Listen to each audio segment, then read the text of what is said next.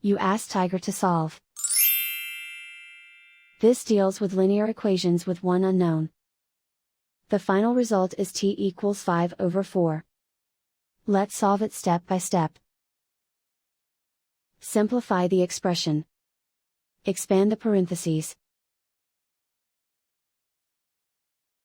Group all t terms on the left side of the equation.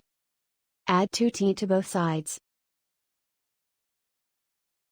Group like terms. Simplify the arithmetic. Group like terms. Simplify the arithmetic.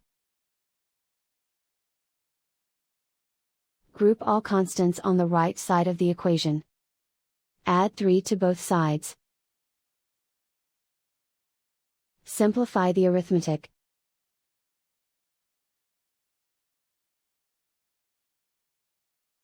Isolate the t.